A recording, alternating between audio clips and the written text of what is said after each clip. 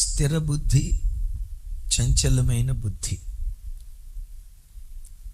బుద్ధిని గూర్చి పరిశుద్ధ గ్రంథంలో వ్రాయబడిన ఓ దివ్యమైన మాట, నీ ఆస్తి అంతా ఇచ్చి బుద్ధిని సంపాదించుకో అంటాడు. ధనం గొప్పదా గుణం గొప్పదా అని ఎవరినైనా అడిగితే గుణమే గొప్పదండి అని అంటాం. కానీ ప్రార్థించేటప్పుడు దేని కొరకు ప్రార్థన చేస్తాం? అబద్ధం ఆడకుండా చెప్పండి. చూసారా? ఆత్మీయంగానే కాదు, లోకంలో ఎవరిని అడిగినా గుణం ముందు ధనం ఎందుకు పనికొస్తుందండి అని అంటాం. కానీ ప్రతి వ్యక్తి ధనం కొరకే ప్రార్థిస్తాడు. ధనవంతుడు కావాలనే, నా పిల్లలు ధనవంతులు కావాలనే, అలాగని ప్రార్థించకూడదు అని కాదు నా అభిప్రాయం. త్రాసులో తూకం వేస్తే బుద్ధి ఎదుట ధనమంతా తేలిపోతుందట. అందుకని అంటాడు, నీ ఆస్తి అంతా ఇచ్చి బుద్ధిని సంపాదించుకో అంటాడు. ఎందుకు బుద్ధిని సంపాదించుకోవాలి?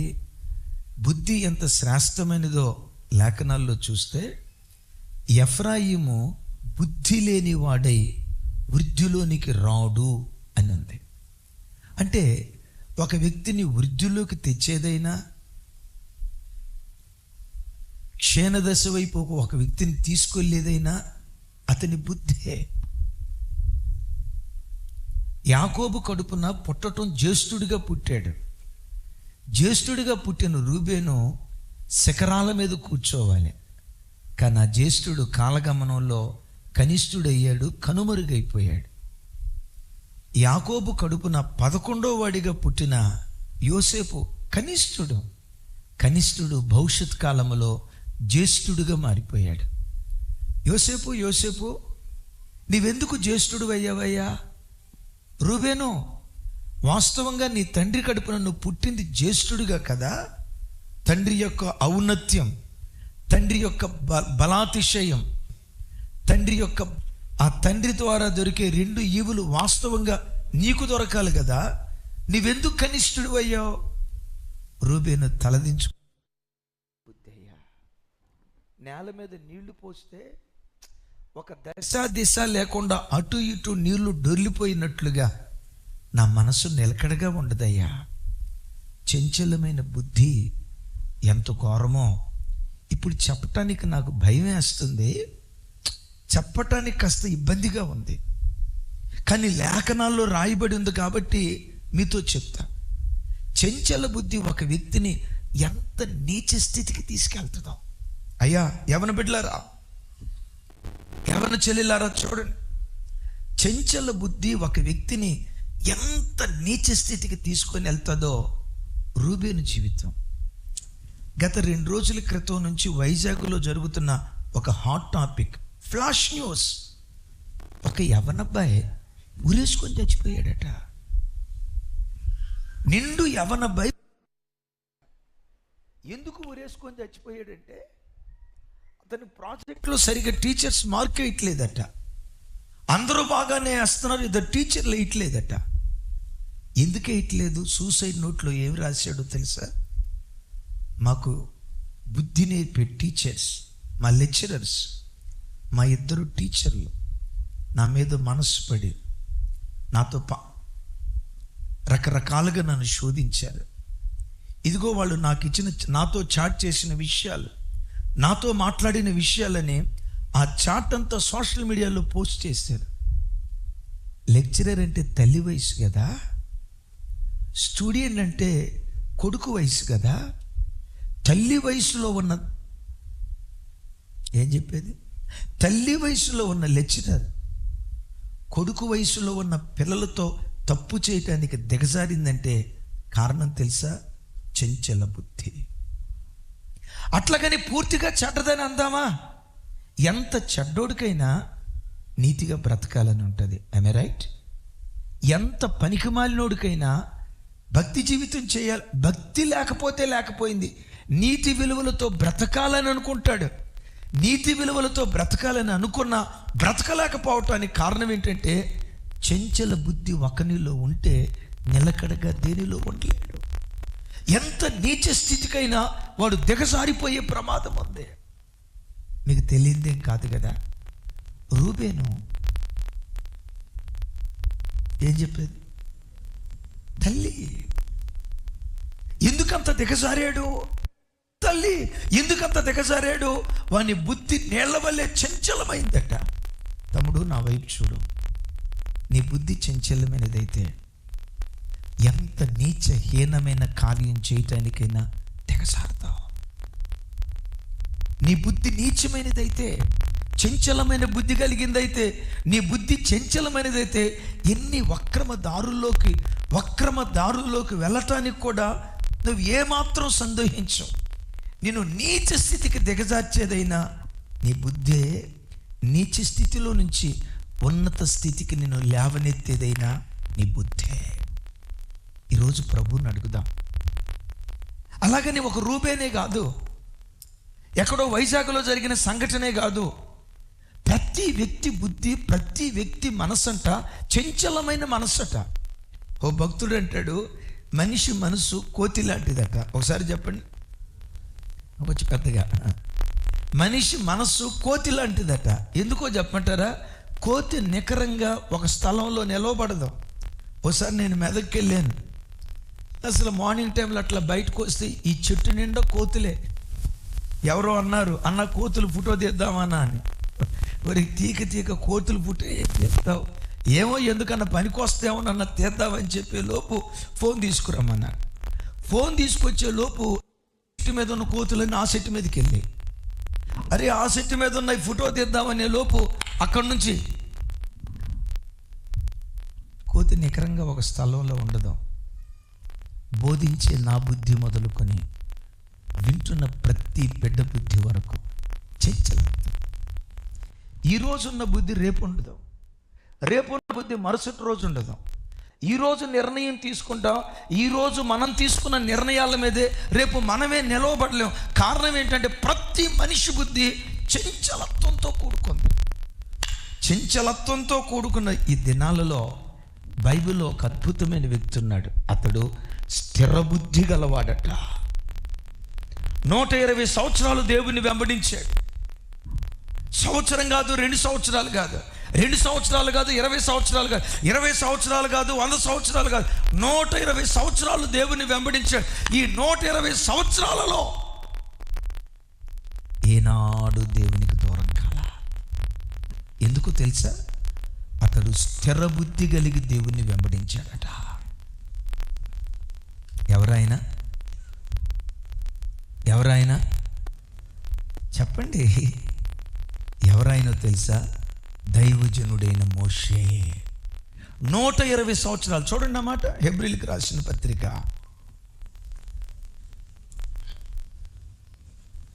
11వ అధ్యాయం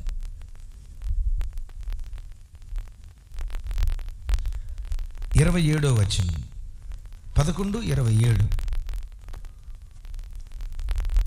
11:27 నాతో కలిసి చెప్పండి.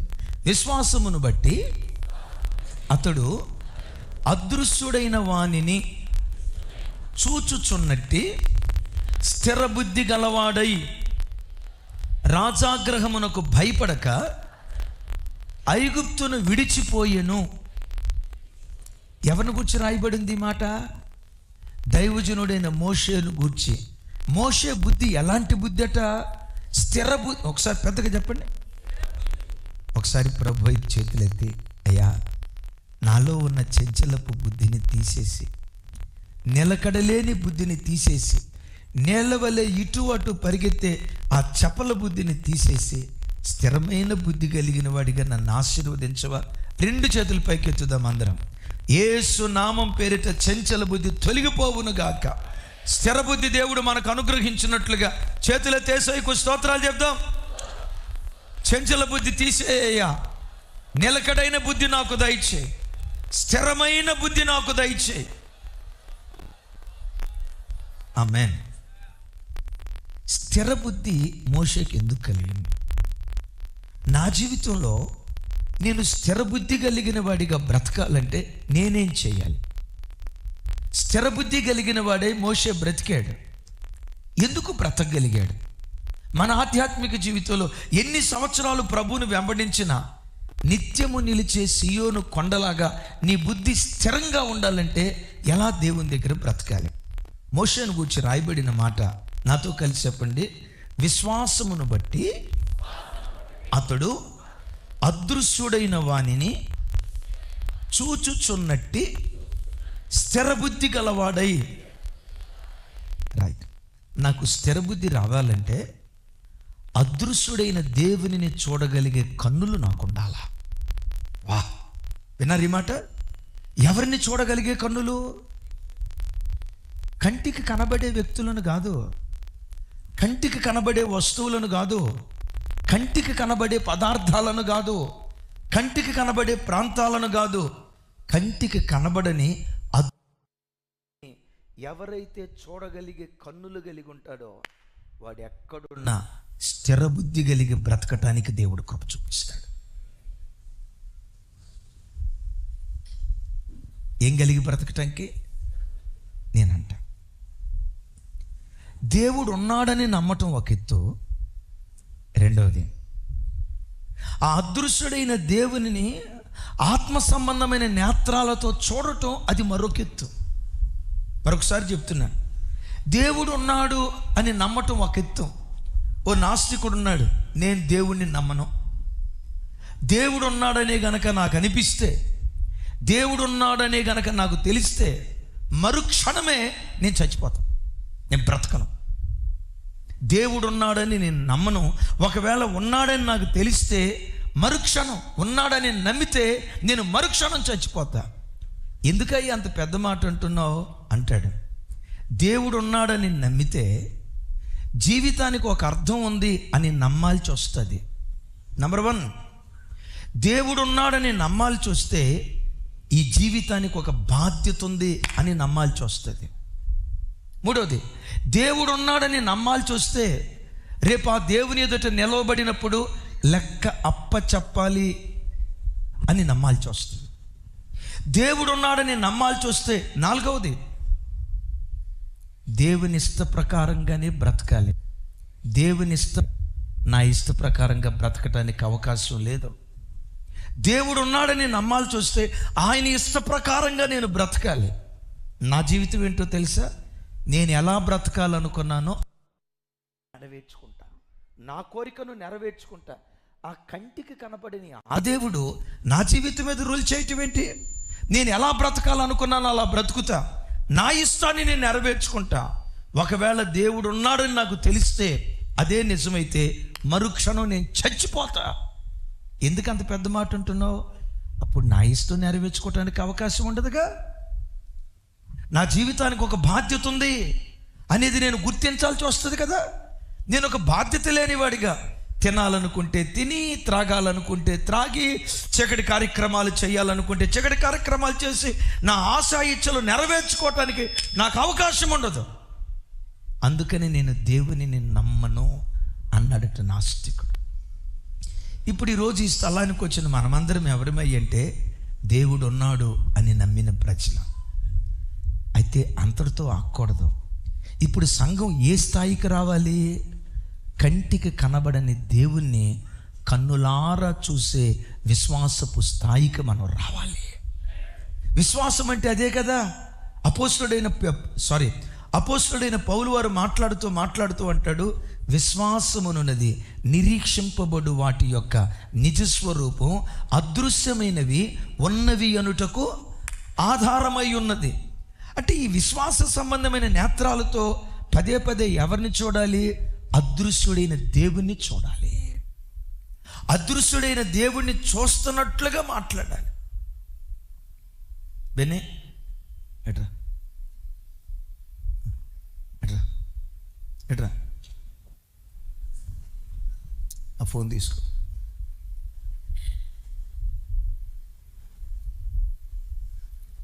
బాగున్నావా? ఆరోగ్యం బాగుందా? అక్క బాగుందా? నేను బాగున్నానా? కంటికి కనపడ్డాడు. ఈ వస్తువు కంటికి కనపడింది, ఈయన కంటికి కనపడ్డాడు. విని బాగున్నావా, ఆరోగ్యం బాగుందా, అదిగో ఆ ఫోన్ది అని అన్నాను అనుకో, మీరేమనుకుంటారో తెలుసా? డైరెక్ట్గా అనకపోయినా అన్నకేదో మెంటలు వచ్చినట్టుంది,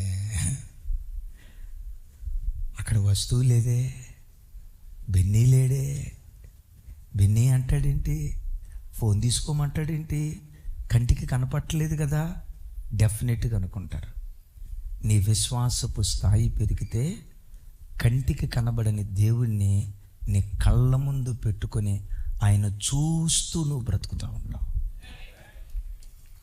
ఆయన కనపడ్డు, ఆయన నీ కంటికి కనపడకపోయినా ఆత్మ సంబంధమైన నేత్రాలతో నీ దేవుణ్ణి పెట్టుకొని, నా దేవుడు నన్ను చూస్తున్నాడు, నా దేవుడు నన్ను గమనిస్తున్నాడు, నా దేవుడు నా మాటలు వింటున్నాడు. నేను కూర్చోవటం నా దేవునికి తెలుసు, నేను లేవటం నా దేవునికి తెలుసు, ఒంటరిగా గదిలో ఉండటం నా దేవునికి తెలుసు, నేను మంచం మీద పండుకున్నది నా దేవునికి తెలుసు, మంచం మీద నుంచి లేచింది నా దేవునికి తెలుసని నేను చూస్తూ ఉన్న దేవునిని నువ్వు చూడగలిగే నేత్రాలు నీలో ఉంటే అప్పుడు నువ్వు ఎలా ఉంటావో తెలుసా? స్థిర బుద్ధి కలిగిన వాడిగా బ్రతకటం ప్రారంభిస్తావు. పెద్దగా చెప్దాం ఆమేన్, ఇంకోసారి చెప్దాం ఆమేన్. ఎవరిని చూడాలి, ఎవరిని చూడాలి? కొన్ని సందర్భాల్లో ఏదైనా చెవులు కొరుక్కునే మాటలు మాట్లాడాలనుకోండి, అమ్మ నా వైపు చూడండి తల్లి, ఎప్పుడైనా చెవులు కొరుక్కునే మాటలు మాట్లాడాలనుకోండి, ఏం చేస్తారు? ఎవరైనా ఉన్నారా, ఎక్కడ ఎవరైనా ఉన్నారా, ఇటు ఎవరైనా ఉన్నారా అని ఇటు అటు చూసిన తర్వాత కదా చెవులు కొరుక్కునేది, అవునా కదా? నేనంట స్థిర బుద్ధి నీలో ఉంటే ఇటు అటు చూడవు. ఎటు చూస్తావో తెలుసా? నన్ను ఎవ్వరూ గమనించకపోయినా నేను ఆరాధించే దేవుడు నన్ను గమనిస్తూ ఉన్నాడు, ఆయన నా కళ్ళ ఎదుటే ఉన్నాడని, దేవుడు నీ కళ్ళ ఎదుట ఉన్నాడు అన్న సంగతి నీకు తెలిస్తే నీ బుద్ధి ఎలా ఉంటుందో తెలుసా? నిత్యము కదలక నిలిచే సియోను కొండలాగా సేవలో బ్రతుకుతావు, పవిత్రతలో బ్రతుకుతావు, భక్తిలో బ్రతుకుతావు. ఏ రంగంలోనైనా కథలని నిత్యము నిలిచే సియోను కొండలాగా దేవుని కొరకు బ్రతుకుతావు. కంటికి కనబడే వాటిని మాత్రమే నువ్వు చూసావనుకో, అమ్మ ఉన్నప్పుడే భక్తిగా బ్రతుకుతావు, నానున్నప్పుడే భక్తిగా బ్రతుకుతావు, ఇంట్లో మనుషులు ఉన్నప్పుడే భక్తిగా బ్రతుకుతావు. ఎందుకు?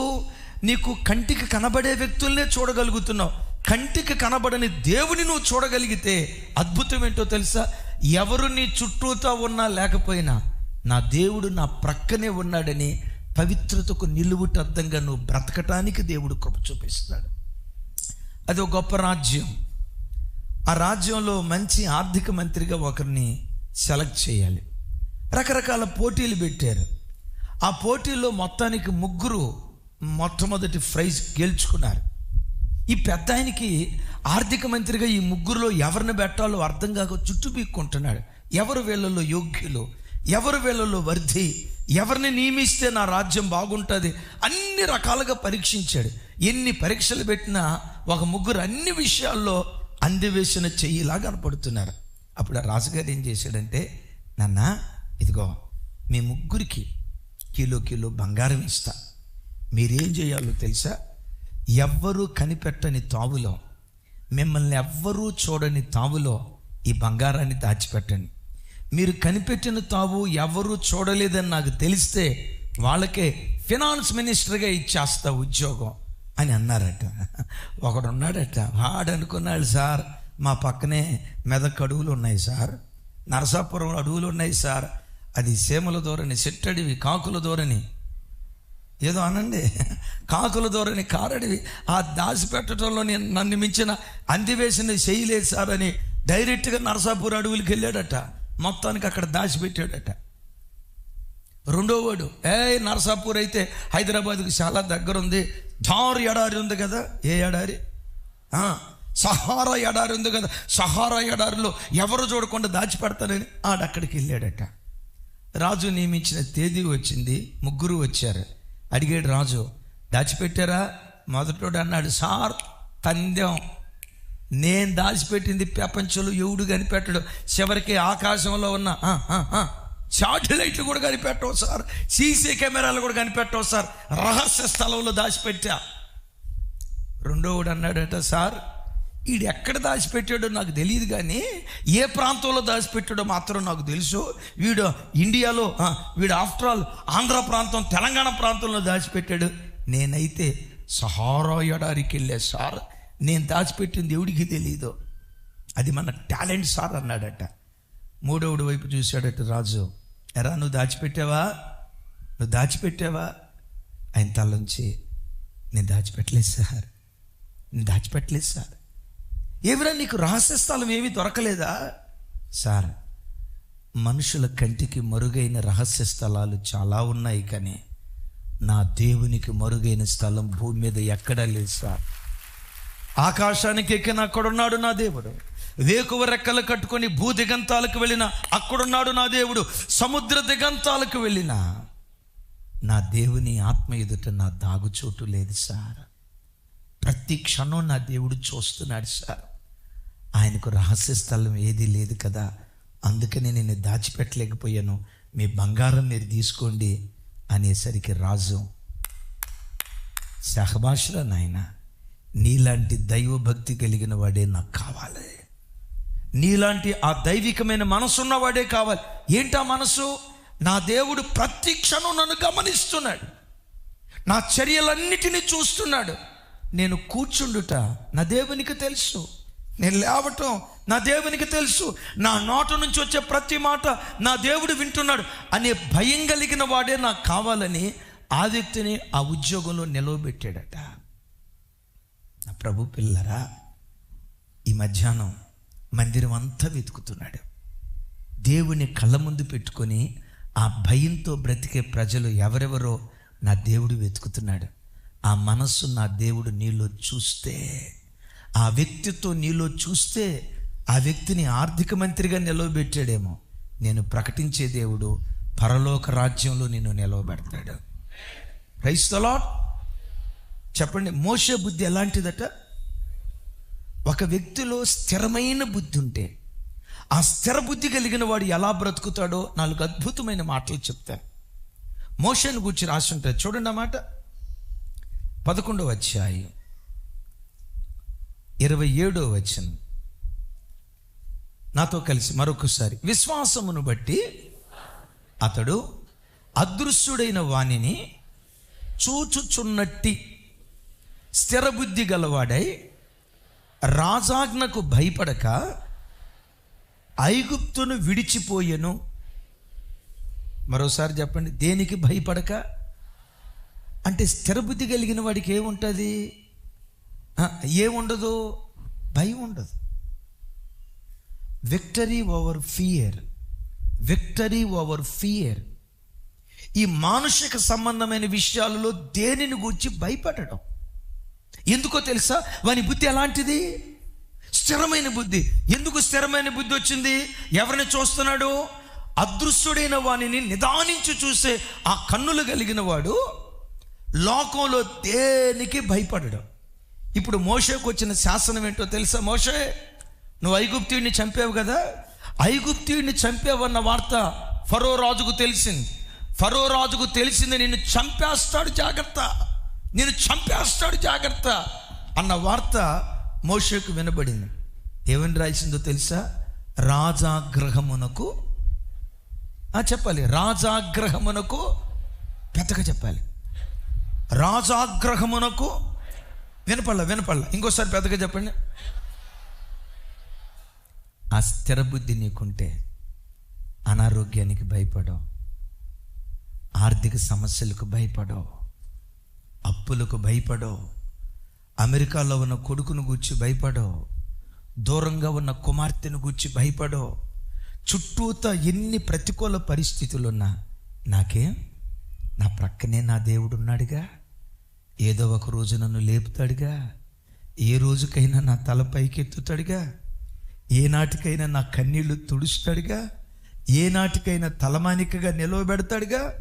ఎన్ని పోరాటాలు నా చుట్టూతో ఉన్నా, ఎన్ని యుద్ధాలు నా చుట్టూతో ఉన్నా ఓరక నిలిచి ఉంటాను. దేవుడే నా పక్షాన యుద్ధం చేయటం ప్రారంభిస్తాడు. పెద్దగా చెప్దాం ఆమేన్. మరోసారి చెప్దాం ఆమేన్. ఇంకోసారి చెప్దాం ఆమేన్. నేనంట అసలు రాజాగ్రహమునకు భయపడక, వినారు ఈ మాట, రాజాగ్రహమును భయపడక ఇంత స్థిరబుద్ధి కలిగి మోషే బ్రతకటానికి కారణం ఏంటో తెలుసా? ఇది మోషేకి వాళ్ళ అమ్మా నాన్నల దగ్గర నుంచి వారసత్వంగా వచ్చింది. ఎట్లాగో చెప్పమంటారా? ఆ మంత్రసానులు పుట్టిన ప్రతి బిడ్డని చంపేస్తున్నారు. చంపాలని రాజు దగ్గర నుంచి ఆజ్ఞ వచ్చింది. లోకంలో ఉన్న తల్లులందరూ రకరకాలుగా ప్రయత్నం చేశారు. మోషే తల్లి ఏం చేసిందో తెలుసా? మోషే పుట్టిన అద్భుతం కొన్ని నెలల పాటు తన ఇంట్లో దాచిపెట్టింది. నేను ఒక మాట అంటా, ఒకవేళ ఇంట్లో దాచిపెడితే పిల్లలు ఏడుస్తూ ఉంటే పిల్లల అరుపు పహారా కాస్తున్న సైనికులకు వినబడిద్దా లేదా? వినబడి వెంటనే ఏం చేస్తారు? అవసరమైతే తల్లిని చంపుతారు, తండ్రిని చంపుతారు, బిడ్డను చంపుతారు. రాజు ఆజ్ఞ ఏంటి, మీరు చేసేదేంటి?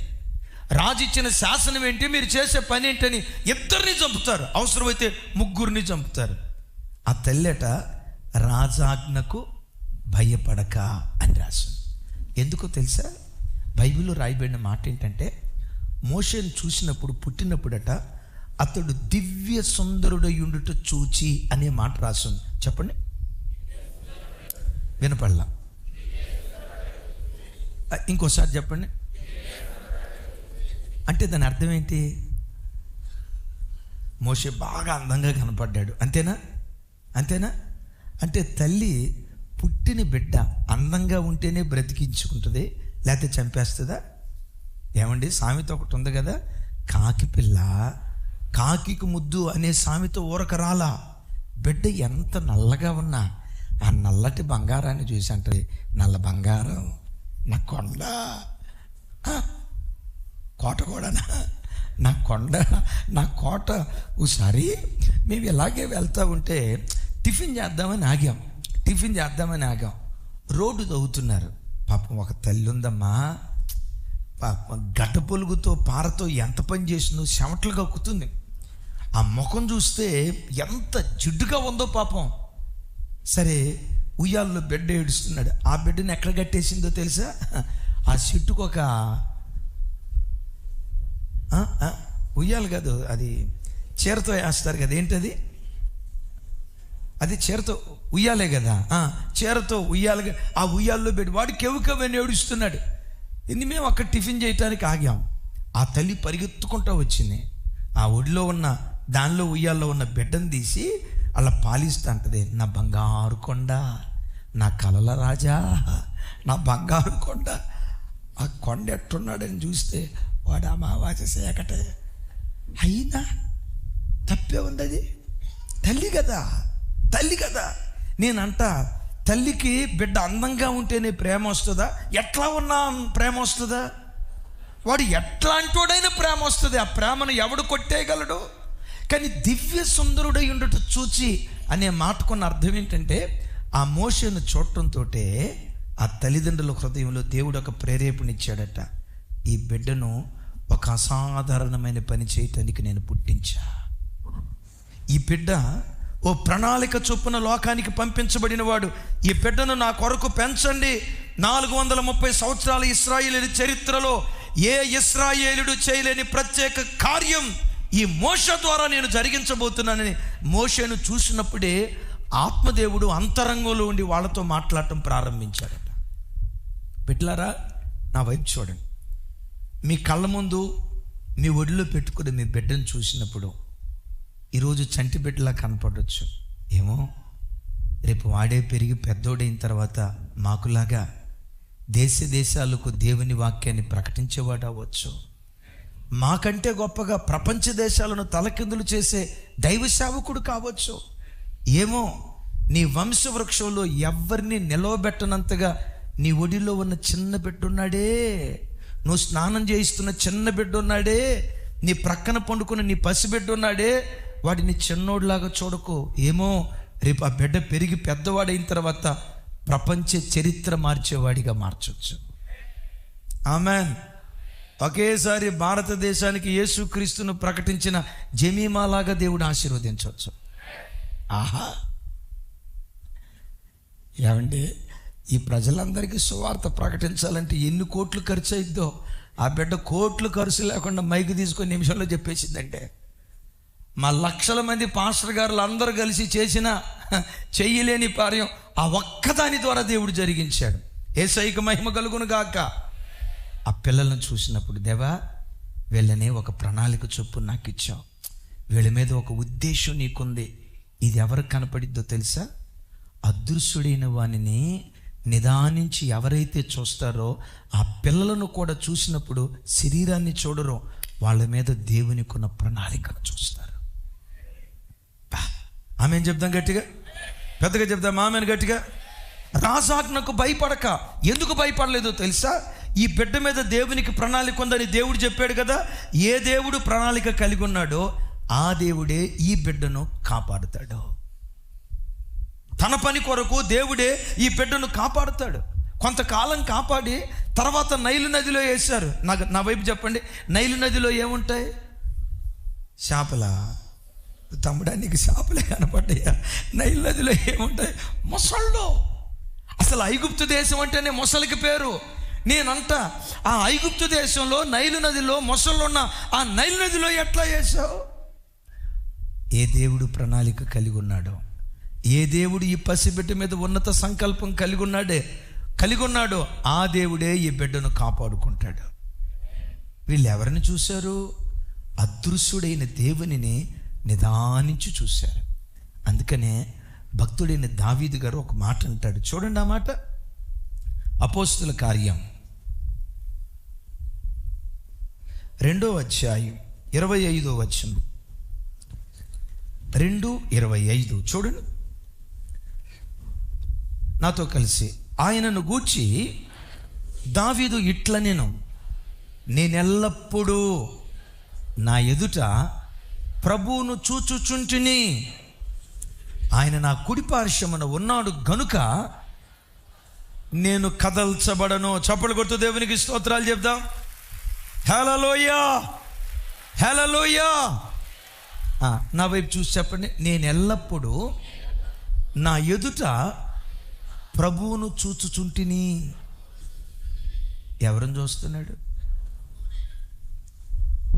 ఎవరిని చూస్తున్నాడు? పెద్దగా ఎప్పుడెప్పుడు ఎవరిని చూస్తున్నాడు?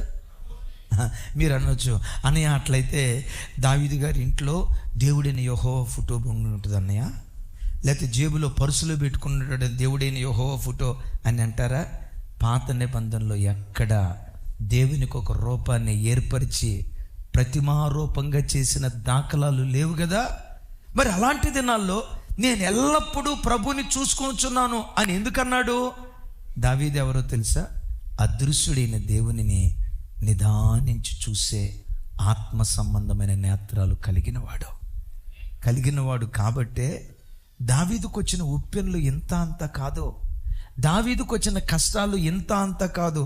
దావీదు స్థానంలోనే గనక వేరేవాడు నిలవబెడితే ఏమనుకునేవాడు తెలుసా? అరే, దేశాన్ని పరిపాలన చేసే రాజే నా మీద పగబట్టాడు రా భయ్, ఇంక ఈ బతికేది ఎందుకో, నేను చచ్చిపోతాను. అరే, రాజుకు వ్యతిరేకంగా ఎవడు నిలవబడగలుగుతాడు? నా ప్రాణం తీయటానికి రాజు నన్ను తరుముతున్నాడు, 21 సార్లు నా మీద హత్యాయత్నం చేశాడు. ఇలాంటి ప్రతికూల పరిస్థితుల్లో రాజుకు ఎదురొడ్డి ఎవడైనా బ్రతకగలడా? ఒకవేళ రాజు చేతిలో పడ్డానంటే ఖైమా చేసుకొని తింటాడు. అనండి ఒకసారి కొంచెం గట్టిగా. ఆ చేతిలో చచ్చిపోయే కంటే నా ప్రాణం నేనే తీసుకుంటే పోలా అని దావీదు పారిపోలా. ఓ స్థలంలో అంటాడు, 10,000 మంది సైన్యము దండెత్తి వచ్చి నా చుట్టూతో మోహరించిన నేను భయపడను, ధైర్యము విడవకుందును. ఎందుకో తెలుసా? 10,000 సైన్యము చుట్టూతో ఉన్న సైన్యములకు అధిపతిగా యెహోవా నా ఎదుట ఉన్నాడు గనుక, సైన్యములకు అధిపతిగా యెహోవా నా ఎదుట ఉన్నాడు గనుక, అదృశ్యుడైన వానిని చూసే స్థిరబుద్ధి వాళ్ళకు ఉన్నది గనుక విక్టరీ ఓవర్ ఫియర్. నా ప్రభు బిడ్డలారా, ఏ భయంతో వచ్చావు? ఏ భయం? చచ్చిపో చచ్చిపో చచ్చిపో. ఎందుకు ఈ బ్రతుకుతున్నావు? నీలాంటిది బ్రతకూడదు, నీలాంటి వాడు బ్రతకూడదు. జీవితంలో ఏమి సాధించావని, ఏం పొందుకున్నావని, ఈ బ్రతికే కంటే నువ్వు చచ్చిపోని నీ చుట్టూతో ఉన్న సమస్యలు నీ గుండెల్లో భయాన్ని పుట్టించి మరణ వైపు నడిపిస్తున్నాయా? శుభవార్త, అదృశ్యుడైన దేవుని నిదానించి చూడు. నీ భయాలన్నిటి నుంచి ఆ దేవుడు తప్పించి భయ విముక్తి శిలగా నీ జీవితంలో కార్యం చేసి సింహం లాంటి ధైర్యం దేవుడు నీ గుండెల్లో కుమ్మరించును కాక. ఆమేన్. విక్టరీ ఓవర్ ఫియర్, స్థిరబుద్ధి మనకుంటే. నంబర్ 2 చూడండి, 11వ అధ్యాయం 24వ వచనం. నాతో కలిసి, మోషే పెద్దవాడైనప్పుడు విశ్వాసమును బట్టి ఐగుప్తు ధనము కంటే క్రీస్తు విషయమైన నింద గొప్ప భాగ్యమని ఎంచి. ఇక్కడ ఆగుదాం.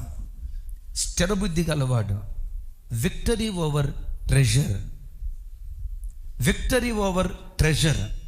ధనముపై వాడికి వ్యామోహం ఉండదు, ధనం మీద విజయాన్ని సాధిస్తాడు. యేసయ్యకు మహిమ కలుగును గాక. గమనించండి, ఇటువైపు ఐగుప్తు ధనం ఉంది, విన్నారా? ఇటువైపు క్రీస్తు విషయమైన నిందలు ఉన్నాయి. మోషే, నీ చాయిస్ ఏది? ఇదిగో, నీవు గనక రాజు అయ్యావంటే, ఫరోకు పిల్లలు లేరు, ఫరో కుమార్తెకు పుట్టిన కొడుకుగా నువ్వు పిలువబడుతున్నావు కదా, నువ్వు గనక ఐగుప్తు వైపు తిరిగితే నువ్వు రాజు అవుతావు.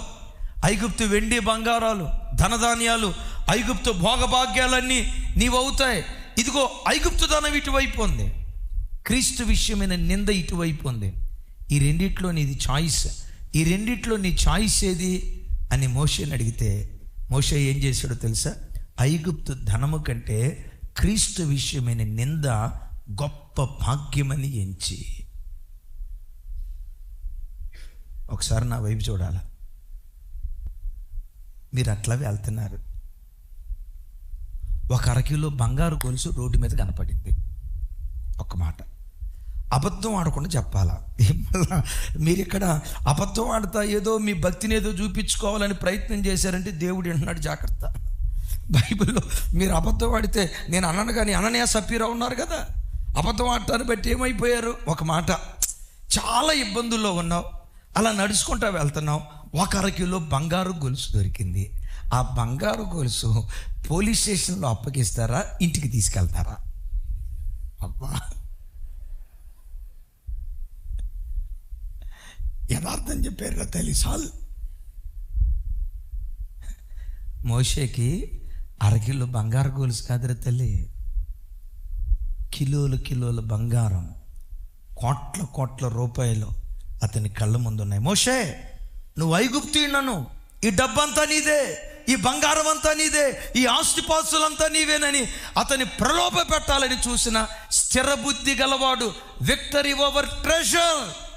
బిడ్లరా, ఈ కడవరి దినాల్లో మనిషికున్న దుర్బుద్ధిలో ఒక దుర్బుద్ధి ఏంటో తెలుసా?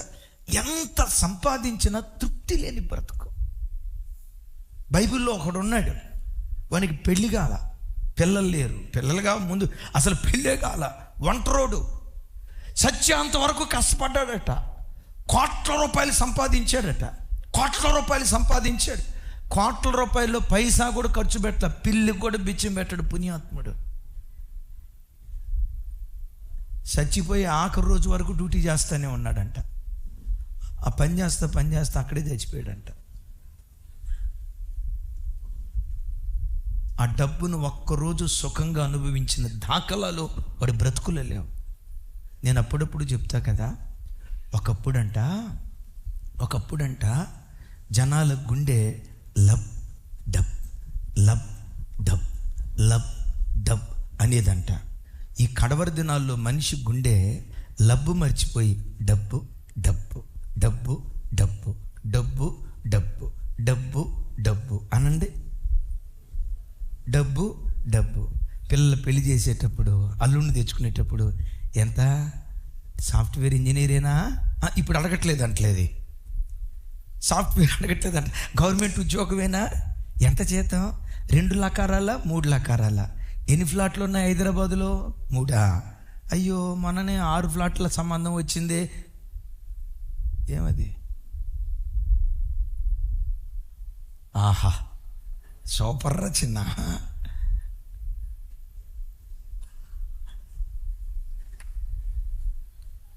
ఇది రా జీవితం నాయన. ఇంకోసారి చూపించుతాడా? Once more, తిరుగులే దానికేక. చూడండి,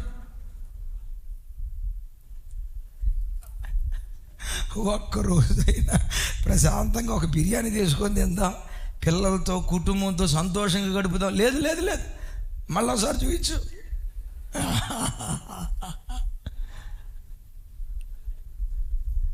ఎంత మనిషి ఎంత అయిపోయాడో చూడండి అమ్మ.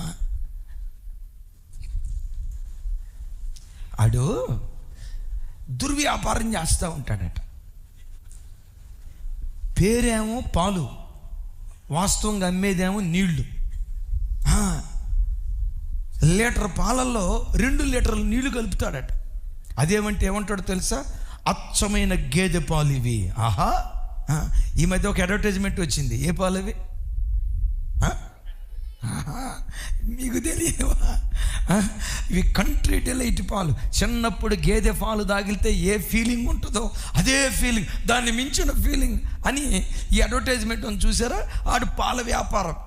అద్భుతం ఏంటంటే, ఒక క్యాన్ నిండా పాలు తీసుకొచ్చేవాడట, 2 ఖాళీ క్యాన్లు తీసుకొచ్చేవాడట. ఊరి ఎంట్రన్స్లో దీనిలో కొంత దానిలో కొంత 3 పావులు పోసి ఇక్కడ కొట్టు,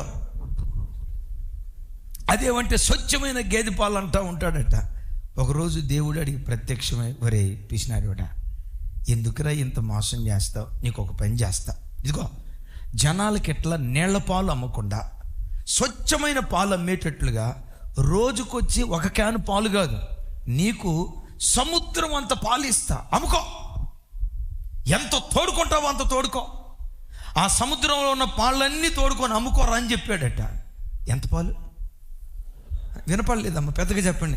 సముద్రం అంత పాలు ఇస్తారా? ఈ పాలు అమ్ముకొని అన్ని బ్రతకరా అని చెప్తే వాడంట గడ్డం కింద చేయి పెట్టుకొని నీరసంగా ఉన్నాడంట. దేవుడికి అర్థం కాల. ఒరే, సముద్రం అంత పాలిచ్చే కదరా, ముఖంలో ఇంత కూడా సంతోషం లేదు కదరా, ఏమి నీ బాధ ఏంటి? ఎందుకంత విచారంగా ఉన్నావు? ఎందుకంత విచారంగా ఉన్నావు? ఆ పాలు తోటడానికి పనులు కావాలా? నేను ఇస్తా. కూలీలు కావాలా? ఇస్తా. ఆ కూలి కూడా నేను ఇస్తా.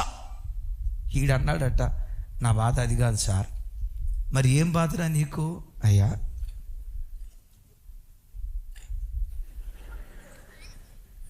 అరే నీ బాధ ఏంటో చెప్పరా? పాల సముద్రం ఇచ్చావు కానీ నీళ్ళ సముద్రం వేయలేదు కదయ్యా. క్రైస్తవ జనమా, డబ్బు కొరకు నువ్వు పరిగెత్తొద్దు. డబ్బు నీ వెంట పరిగెత్తేటట్లుగా దేవుడు కార్యం చేస్తాడు. డబ్బు కొరకు నువ్వు పరిగెత్తొద్దు. ధనధాన్యాల కొరకు నువ్వు పరిగెత్తొద్దు. ఆస్తిపాస్తుల కొరకు నువ్వు పరిగెత్తొద్దు. నిన్ను హెచ్చించే కాలం ఒకటి దేవుడు నిర్ణయించాడు. క్రీస్తు యేసు మహిమలో నీ ప్రతి అవసరత తప్పకుండా దేవుడు తీరుస్తాడు. యేసయ్యకి మహిమ కలుగును గాక. లేఖనం అంటుంది కదా, సింహపు పిల్లలైన లేమితో అల్లాడిపోతాయేమో కానీ యెహోవాను ఆశ్రయించు వారికి ఏ మేలు. అద్భుతం అద్భుతం. ఓ రోజు సిరియా దేశపు సైన్యాధ్యక్షుడు ఎలీషా ప్రవక్త దగ్గరకు వచ్చాడు. సైన్యాధ్యక్షుడు దైవ సేవకుడి దగ్గరకు వచ్చేప్పుడు ఫీలింగ్ ఏంటో చెప్పమంటారా? నేను గనక ఇప్పుడు ఎలీషా ప్రవక్త దగ్గరికి వెళ్తున్నానంటే ఈ వార్త తెలిసింది కదా, ఇప్పుడు నన్ను ఎదుర్కోవటానికి బొకేలు తీసుకొని, పూలదండలు తీసుకొని, గజమాల తీసుకొని, ఇటు ఒక 10 మంది సేవకులు, అటు 10 మంది సేవకులు, నేను వస్తూ ఉంటే అనండి రాజా బ్రదర్ చెప్పాలా, నేను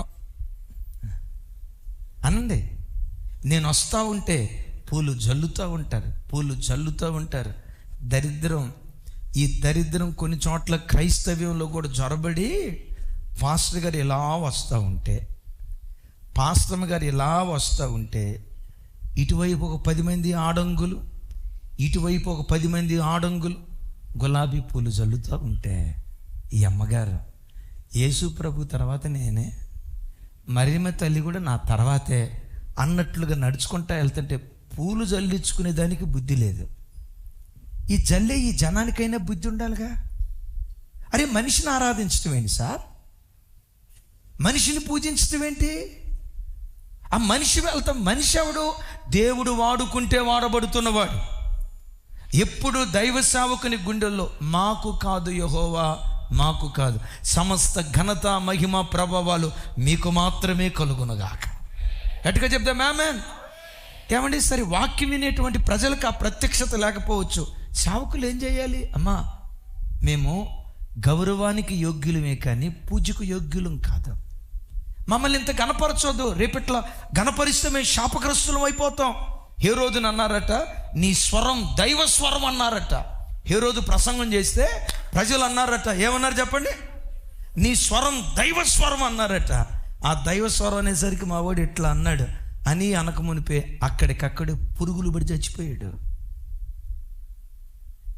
ఏం మనుషులను అట్లా పొగుడుతారు? అరే సేవకుడు ఎంత గొప్పోడైనా, సేవకురాలు ఎంత గొప్పోళ్ళైనా దేవునికి ఇవ్వాల్సిన స్థానంలో ప్రజలను కూర్చోబెట్టమేంటి? ఆ దైవిక ప్రత్యక్షత దేవుడు మనకిచ్చును గాక. పెద్దగా చెప్దాం ఆమేన్.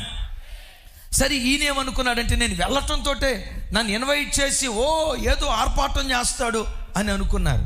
విచిత్రం ఏంటో తెలుసా? ఆడికి వెళ్తే సీన్ పూర్తిగా రివర్స్. ఎలీషా ప్రవక్త కనీసం బయటకు కూడా రాలా. పనుడితో చెప్పాడు, ఏమన్నాడు? తన శిష్యుడితో చెప్పాడు, యోర్దాను నదికి వెళ్ళి 7 సార్లు మునగమను అన్నాడు. గ్యాజీ ఏమంటాడు తెలుసా? నైమాన్ ఏమంటాడు తెలుసా? నేను వస్తే ఎవరు? నేను కదమ్మా ఆయన. ఎవరు? నేను సైన్యాధ్యక్షుణ్ణి. వస్తే కనీసం బయటకు కూడా వచ్చి పలకరించకుండా లోపల అసలు నేనేమనుకున్నాను, ఆయన నా దగ్గరకు వచ్చి నా మీద చెయ్యి ఆడిస్తాడు అనుకున్నా. ఆడించకపోయాడు, కనీసం బయటకు కూడా రాలేదే అని రుసరుసలు ఆడుతూ ఉంటే అప్పుడు ఒక ఆయన చెప్పాడు, అయ్యా ఆరోగ్యం కోసం వచ్చావు, ఒకసారి నువ్వు వెళ్ళి మునుగు. 7 మార్లు మునిగాడు. దేహం పసి పిల్లవాడి దేహంలాగా మారిపోయింది. మారిపోయిన తర్వాత ఏం చేశాడు తెలుసా? బంగారం ఆయన ముందు పెట్టాడు, బట్టలు ఆయన ముందు పెట్టాడు, వెండి ఆయన ముందు పెట్టాడు. అదే వేరే పాస్టర్ గారు అయితే, God bless you my son, దేవుడు నేను దీవించుగాక అని ఉండేవాడు. ఏమన్నాడు తెలుసా? నీ నూలు పోగు కూడా నాకు అక్కర్లేదు, నీ చిన్న వస్తువు కూడా నాకు అక్కర్లేదని తిరస్కరించాడు. ఆత్మదాహంతో పరిగెత్తాడు గనుక తన నాయకుడు వాడబడిన దానికంటే 2 అంతలుగా వాడబట్టడానికి దేవుడు కృప చూపించాడు. గట్టిగా చెప్దాం ఆమేన్.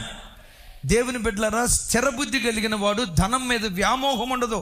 అలాగని సంపాదించడం తప్పని కాదు, కష్టపడటం తప్పని కాదు. నేను అంటాను స్థిర బుద్ధి కలిగిన వాడు ధనం మీద వ్యామోహాన్ని చంపుకుంటాడు. కొంతమంది చూడండి, కష్టపడి సంపాదించరు. గమనించండి, ఈ గేమ్ ఆడితే డబ్బులు బాగా వస్తాయేమో, దానిలో పెట్టుబడితే డబ్బులు బాగా వస్తాయేమోనని కష్టాన్ని ప్రక్కన పెట్టి వక్రమ మార్గాల్లో సంపాదించుకోవడానికి ప్రయత్నం చేస్తారు. రేపు ఎర్లీ మార్నింగ్ మెసేజ్లో చెప్తాను. ఏమన్నాడు తెలుసా? అబ్రహాం లింకన్ తన కొడుకు చెప్తూ, నాన్న నీ కష్టాతీతం కానిది 100 రూపాయలు నీకు వచ్చిన దానికంటే నీ కష్టంతో రూపాయి సంపాదించు, దాంతో తృప్తిగా బ్రతుకు. ఆమెం చెప్పండి గట్టిగా. ఏమన్నాడు? నీ కష్టాతీతం కాని దానితో 100 రూపాయలతో నువ్వు సుఖపడేదానికంటే నీ కష్టంతో రూపాయే సంపాదించు, ఆ రూపాయితో సౌఖ్యంగా నువ్వు బ్రతుకని తన కొడుకు పాఠం నేర్పాడట. వీళ్ళందరూ ఎవరో చెప్పంటారా? సొదొమరాజు వచ్చి అంటాడు, ఇదిగో అబ్రహామా, ఈ ఆస్తి తీసుకో. అబ్రహాము స్థానంలో కనుక ఇంకొకళ్ళు ఉంటే, సొదొమరాజా ఎంత దాతృత్వం కలిగిన వాడివి, దేవుడు నేను దీవించుగాక, నీ పిల్లల్ని దీవించునుగాక, నీ కొడుకులను దీవించునుగాక, నీ మనవ సంతానాన్ని దీవించునుగాక, నీ ముని మనమ సంతానాన్ని దీవించునుగాక, తరతరాలను ఉన్న వాళ్ళని, లేని వాళ్ళని, చచ్చిపోయిన వాళ్ళని, బతికున్న వాళ్ళని అందరినీ వరుసపెట్టి దీవించేవాడు. కానీ అబ్రహాం ఏమంటాడో తెలుసా? నీవు కలిగిన వాటిలో నూలు పోగు కూడా నాకు అక్కర్లేదు. ధనం మీద వ్యామోహం ఉండదు. Victory over treasure. 3వ మాట చెప్తాను. స్థిరబుద్ధి కలిగిన వాడు ఏం సాధించగలుగుతాడు? స్థిరబుద్ధి ఒక వ్యక్తిలో ఉంటే చూడండి, 11వ అధ్యాయం 24-25 వచనాలు నాతో కలిసి చెప్పండి. మోషే పెద్దవాడైనప్పుడు విశ్వాసమును బట్టి ఐగుప్తు ధనము కంటే క్రీస్తు విషయమైన నింద గొప్ప భాగ్యమని ఎంచి అల్పకాలపు పాపభోగములు అనుభవించుట కంటే దేవుని ప్రజలతో శ్రమను అనుభవించుట మేలని యోచించి. నంబర్ 3, స్థిరబుద్ధి కలిగిన వాడు విక్టరీ ఓవర్ లస్ట్, దురాశల మీద జయాన్ని పొందుకుంటాడు. ఒకసారి చూడండి, మోషే కనుక నేను ఐగుప్తీయుని అన్నాడా, రాజు అవుతాడు. మీకు తెలుసా, ఆ కాలంలో రాజులకు ఘనత దేని ద్వారా కలుగుతుందంటే, ఎంతమంది భార్యలుంటే అంత ఘనత, రాజ్యం ఎంత విస్తరిస్తే అంత ఘనత, ఎంత ఆస్తిపాస్తులు సంపాదిస్తే అంత ఘనత, వీటన్నిటికి మించి ఎంత ఎక్కువ మంది భార్యలుంటే అంత ఘనత. మరోసారి చెప్తాను, సొలొమోను రాజుకి ఎంతమంది భార్యలు కదా? 700 మంది భార్యలు, 300 మంది ఉపపత్నులు. ఇప్పుడు చూడండి, మోషేనే గనక నేను ఐగుప్తీయుని అన్నాడా, నేను ఐగుప్తు దేశానికే ఉంటాను అన్నాడా, ఐగుప్తు సుఖభోగాలన్నీ అనుభవించగలుగుతాడు. కానీ ఆ సుఖభోగాలకు పెట్టిన పేరేంటో తెలుసా? అల్పకాల పాపం. స్థిరబుద్ధి గలవాడు ఇది అల్పమైన సంతోషం. స్థిరబుద్ధి గలవాడు అల్ప సంతోషాల కొరకు పరిగెత్తడు, శాశ్వత సంతోషం కొరకు మాత్రమే పరిగెత్తుతాడు. వినపడలా? పెద్దగా చెప్పండి. శాశ్వత సంతోషం కొరకు మాత్రమే పరిగెత్తుతాడు. ఐగుప్తు దేశంలో రకరకాల పాపభోగాలు మీకు అర్థం అవటానికి చెప్తాను. ఈరోజు ఒక భార్యతో ఇట్లా విచ్చలవిడిగా బ్రతికే అవకాశం ఉంది, వావి వరుసలు తప్పి బ్రతికే అవకాశం ఉంది, తన యవ్వన కోరికలన్నీ తీర్చుకునే అవకాశం ఉంది. కానీ మోషే ఏం కోరుకున్నాడో తెలుసా? ఈ అల్పకాలపు సుఖభోగాలు అనుభవించే కంటే దేవుని ప్రజలతో శ్రమను అనుభవించటం మేలని అల్పకాలపు సుఖభోగాలను త్యజించి దేవుని కొరకు పరిగెత్తడం ప్రారంభించాడు. బిడ్లారా, నా వైపు చూడండి. నీలో స్థిరబుద్ధి లేకపోతే, నీ మనసు చంచలమైన మనసు అయితే, నువ్వు ఫోన్ చూసేటప్పుడు ఓ చిన్న న్యూడ్ ఫోటో నీ కంటికి కనపడిందంటే శోధించబడిపోతావు. వినకూడని ఒక చెడు మాట నీ చెవుల్లో పడిందంటే శోధించబడిపోతావు. అప్రయత్నంగా నువ్వు ఫోన్ చూస్తున్నప్పుడు ఏదో శోధనకారకమైన ఒక ఫోటో నీకు కనపడిందనుకో, నీ బుద్ధి చంచలమైన బుద్ధి అయితే, నీ బుద్ధి స్థిరత్వం లేని బుద్ధి అయితే, నీ ఆత్మీయ జీవితాన్ని పడేయటానికి ఒక చిన్న శోధన చాలు. నీకు తెలుసా, సాధు సుందర్ సింగ్ గారు సిక్కు కులంలో నుంచి రక్షించబడి దేవుని కొరకు బ్రతుకుతున్న దినాల్లో సిక్కు కులానికి చెందిన చాలామంది సాధు సుందర్ సింగ్ గారిని ట్రాక్ తప్పించాలని, దేవుల్లో నుంచి దూరం చేయాలని, దేవుని సేవకు దూరం చేయాలని ఎన్నో రకాలుగా ప్రయత్నం చేశారు. ఆ చేసిన ప్రయత్నాల్లో ఒక ప్రయత్నం ఏంటో తెలుసా? సాధు సుందర్ సింగ్నాల్లో ఒక ప్రయత్నం ఏంటో తెలుసా? గారు దేవుని నమ్ముకోక మునుపు ఒక అమ్మాయిని వివాహం చేసుకుందాం అనుకున్నారట. ఒక అమ్మాయిని ప్రేమించాడట. ఆ అమ్మాయిని వివాహం దేవుడు దర్శించాడు, పూర్తిగా దేవుని వైపు వచ్చాడు. ఆ దినాల్లో ఓ రోజు సాధు సుందర్ సింగ్ గారు పార్కులో ఉన్నప్పుడు, ఏదో ప్రార్థన చేసుకుంటూ దేవుని సన్నిధిలో పార్కులో ఉన్నప్పుడు, ఈ విరోధులంతా ఆ అమ్మాయిని బాగా డెకరేట్ చేసి, అందంగా అలంకరించి, అందంగా ముస్తాబు చేసి, తాను శోధించబడేటట్లుగా ఈ అమ్మాయిని ఆయన దగ్గరికి పంపించారట. ఈ అమ్మాయి ఏడ్చుకుంటా, సుందర్ నన్ను మర్చిపోయావా? నువ్వు లేకపోతే నేను బ్రతకలేను. సుందర్ నన్ను ప్రేమించావు కదా, నన్ను మర్చిపోయావని ఆ సుందర్ సింగ్ దగ్గరకు వచ్చి ఏడుస్తూ, ఒక ఆడపిల్ల ఎదుటివాడిని శోధించడానికి ఏమేం చేయాలో అన్ని ప్రయత్నాలు చేసిందట. సుందర్ సింగ్ గారు మెల్లిగా తలపైకెత్తి, అమ్మా, నా హృదయంలో ఒక్కరికే చోటిచ్చా. అవును, ఆ చోటు నాదే కదా, నన్నే కదా నువ్వు అంత ప్రేమించింది, అప్పుడే నువ్వు నన్ను మర్చిపోయావా? లేదు, నా హృదయంలో ఒక్కరికే చోటిచ్చా. ఆ ఒక్కడే నా ఆరాధ్య దైవం ప్రభు అయిన యేసుక్రీస్తు వారు. యేసుక్రీస్తుకు తప్ప నా హృదయంలో ఇంకొకరికి నేను చోటివ్వను. అయ్యో 3 సంవత్సరాలు మనం ప్రేమించుకున్నామే, ప్రాణానికి ప్రాణం అనుకున్నామే, ఇలా ఎట్లా నువ్వు మర్చిపోతావు? నా హృదయం యేసుకు మాత్రమే ప్రతిష్ఠించా, ఇంకెన్నడూ నా దరిదాపులకు రావద్దు, అసహించుకుంటా. బిడ్డలారా, ఇంత స్థిరబుద్ధి కలిగి ఎలా బ్రతకగలిగాడు? ఒక అమ్మాయి తను ఎదురుకొచ్చి, ఒక అమ్మాయి తనను ప్రేరేపించి, పూర్వకాలపు జ్ఞాపకాలు వెంటాడతాయి కదా, ఎంతో కొంత శోధించబడతాడు కదా, అంత ఖచ్చితంగా ఎలా నిలవబడగలిగాడో తెలుసా? స్థిరబుద్ధి.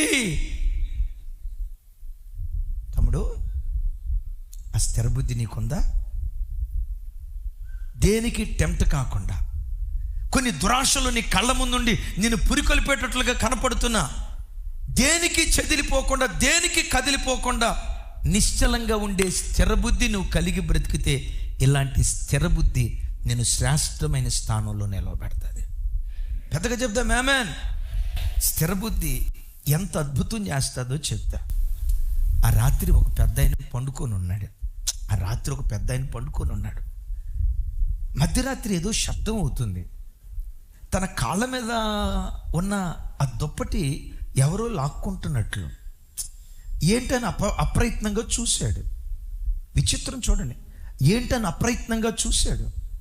ఒక నిండు యవ్వనమ్మాయి, వినాలి ఈ మాట, ఒక నిండు యవ్వనమ్మాయి, భర్త లేడు, భర్త చనిపోయాడు, నిండు యవ్వనమ్మాయి తన కాళ్ళ దగ్గర పడుకుని ఉంది. ఆ దుప్పట్లు లాక్కోవటం చూశాడు. ఆయన ఆ పట్టణానికి భూస్వామి, 100 ఎకరాల ఆసామి. ఆయన ఏదైనా తప్పు చేస్తే ఎందుకు ఇలా చేసావని అడగరు, మీకు తెలుసు కదా. పేదోడు ఒక తప్పు చేస్తే 150 మంది నిలదీస్తారు. ధనవంతుడు తప్పు చేస్తే ధనవంతుడిని ఎవరు నిలదీయరు. సామెత ఒకటి ఉంది, జుట్టున్నమ్మ ఏ కొప్పేసినా అందంగానే ఉంటుందంట. మీకు తెలుసా ఈ సంగతే? డబ్బున్నవాడు ఎన్ని తప్పులు చేసినా షహబాష్, నువ్వు సూపర్. దీనికి ఒక నిలువుట అర్థం చెప్తాను. ఇలాగే జూబిలీ హిల్స్లో చాలా సంవత్సరాల క్రితం కృతజ్ఞత కోటం ఓ పెద్ద ఆయన నిలబడి ఇలా సాక్ష్యం చెప్తున్నాడు. హైదరాబాద్ రాకమునుపు నాకు ఏమీ లేదు, దేవుని కృప ఇప్పుడు లేనిదంటూ ఏమీ లేదు. దేవుని మహాకృపను బట్టి అన్నీ నాకు 2 ఇచ్చుకుంటా వెళ్ళిపోయాడు. 2 కార్లు ఇచ్చాడు, 2 అపార్ట్మెంట్లు ఇచ్చాడు, 2 ఫ్లాట్లు ఇచ్చాడు, 2 ఎకరాల పొలం ఇచ్చాడు, 2 భార్యలను ఇచ్చాడు అన్నాడు. అంటే మీరు నవ్వారు, కింద కూర్చున్న వాళ్ళు ఏం చేశారు తెలుసా? శాబాష్. జుట్టున్నమ్మ ఏ కొప్పేసిన అందమే, డబ్బున్నవాడు ఏ తప్పు చేసినా నిలదీసేవాడు ఉండడు. ఈ వ్యక్తి తప్పు చేస్తే నిలదీసేది ఎవడు? నిలదీసే మనుషుడు లేకపోయినా నిలదీసే దేవుడు ఉన్నాడన్న దైవ భయం ఆయనలో ఉంది. అది మధ్యరాత్రి, చిమ్మ చీకటి, చుట్టూతో ఎవరు లేరు. ఆ అమ్మాయి తనంతట తాను వచ్చి ఆ తన కాళ్ళ కింద దుప్పట్లు లాక్కుంటా ఉంటే మెలకు వచ్చి ఆ అమ్మాయిని చూసి ఏమంటాడు తెలుసా? నా కుమారి, వా, నా కుమారి, నీ మొదటి సత్ప్రవర్తన కంటే నీ కడపటి సత్ప్రవర్తన మరిమించినదై ఉన్నది. తమ్ముడు, నీకే అలాంటి శోధన వస్తే ప్రభు కొరకు నువ్వు నిలవబడగలవా?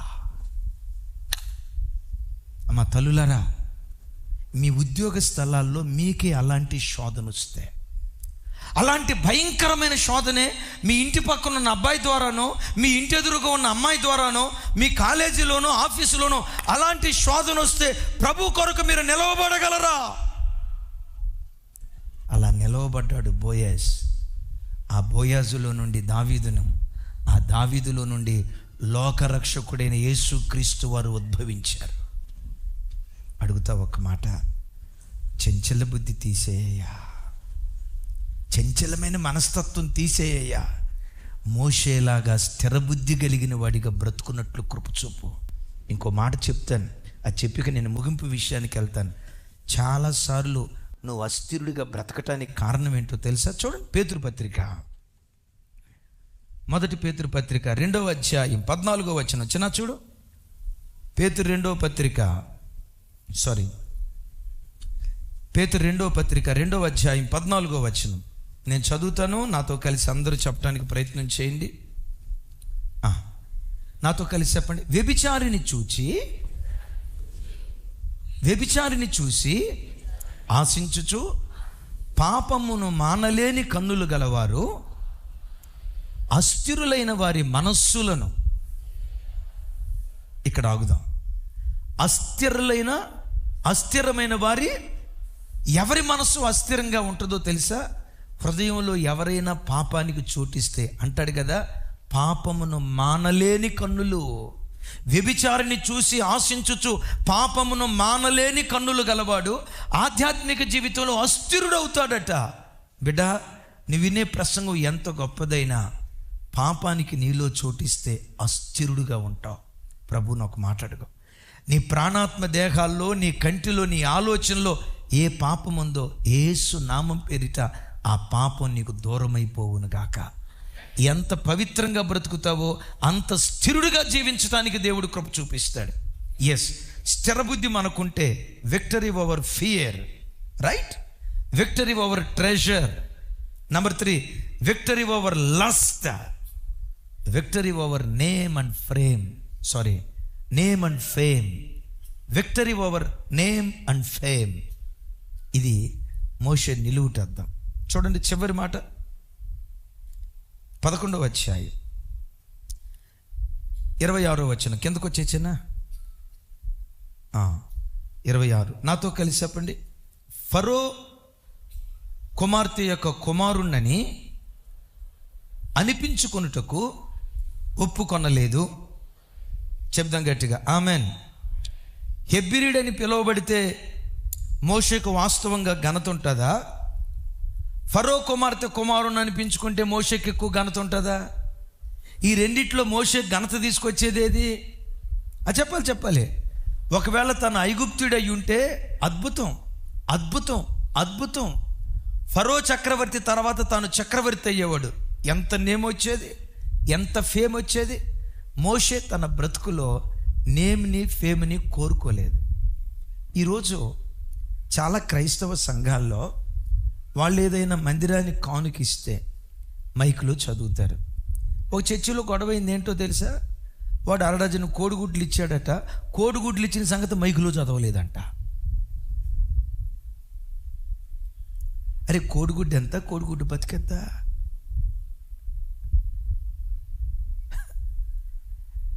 కోడిగుడ్లు ఇచ్చింది మైకులో చదవలేదట. అంటే ప్రతి మనిషి తన బ్రతుకులో ఆరాటపడేది ఏంటో తెలుసా? నాకు ఒక గుర్తింపు కావాలి, నన్ను 10 మంది గుర్తించాలి, ఒక విలువ కలిగిన వాడిగా ప్రజలు నన్ను ఎంచాలని ప్రతి వ్యక్తి నేమ్ ఫేమ్ కోరుకుంటాడు. కానీ స్థిరబుద్ధి కలిగిన వాడు, ఈ మనుషులు నన్ను పొగిడితే ఎంత, పొగడకపోతే ఎంత, ఈ మనుషులు నన్ను ఘనపరిస్తే ఎంత, ఘనపరచకపోతే ఎంత, ఈ మనుషులు నన్ను గుర్తించే ఎంత, గుర్తించకపోతే ఎంత, ఈ మనుషులు నాకు బహుమానం ఇవ్వకపోయినా నాకు బహుమానం ఇచ్చే దేవుడున్నాడని ప్రతిఫలముగా కలగబోవు బహుమానమందు దృష్టి ఉంచుతాడు. ఏ బుద్ధి కలిగిన వాడు? పెద్దగా చెప్పాలి. ఇక్కడ చూడండి, 28వ వచనంలో రాయబడిన మాట. తమ్ముడు 27వ వచనం చూయించు. హెబ్రీయులకు రాసిన పత్రిక 11వ అధ్యాయం 27వ వచనం. చిన్న చదువు.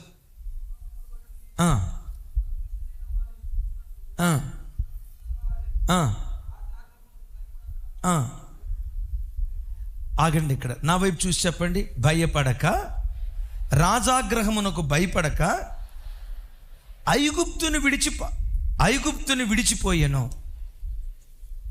నిర్గమకాండంలో ఏం రాసి ఉంటుంది?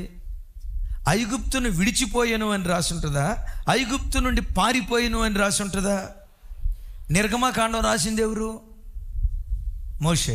హెబ్రీ పత్రిక రాసింది ఎవరు? పౌలు ఏమంటాడు? అతడు భయపడక, దేనికి భయపడక?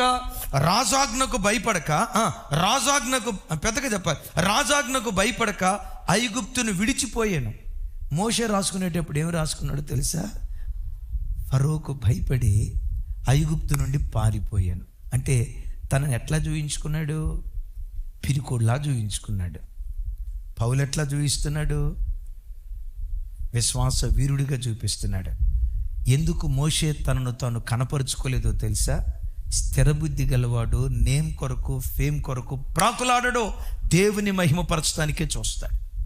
గట్టిగా చెప్దాం ఆమేన్. ఈయన భయపడి పారిపోయినట్లుగా వాస్తవంగా జరగలేదు. మోషే విశ్వాస వీరుడు, రాజాగ్రహానికి భయపడలేదు అని పౌలు గారు చెప్తే భయపడి పారిపోయాడు అని మోషే తనను గూర్చి తాను చెప్తాడు. అంటే స్థిరబుద్ధి గలవాడు తను బూస్ట్ చేసుకోడు, తను పొగడాలని కోరుకోడు, తను తాను పొగుడుకోడు. సమస్త ఘనతలు దేవునికే కలుగునుగా కానీ దేవుని ఘనత కొరకు ప్రాకులాడతాడు. చప్పలు కొడుతూ స్తోత్రాలు చెప్దాం. నేను ముగిస్తున్నా, ఇక్కడ చెప్పి ముగిస్తాను. మోషే ఇంత కూడా నేమ్ ఫేమ్ కోరుకోలేదనే దానికి నిదర్శనం ఏంటో తెలుసా? మోషే చనిపోయాడు. మోషే ఎక్కడ చనిపోయాడు? పిస్కా పర్వతం మీద. మోషే సమాధి ఎక్కడుంది? ఇప్పటికీ ఎవ్వరికీ తెలియదు. మోషే ఎక్కడ సమాధి చేయబడ్డాడో, ఏ స్థలంలో సమాధి చేయబడ్డాడో, మోషే సమాధి ఎక్కడుందో ఎవ్వరికీ తెలియదు. నా మాట విన్నారా? అంటే సమాధి ఎక్కడుందో తెలియకుండా మోషే సమాధి చేయబడ్డాడు.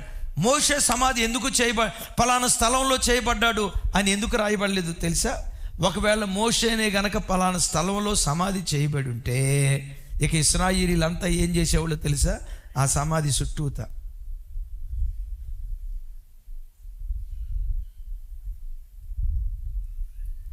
దేవదాసయ్య గారి సమాధి అయిపోయేది.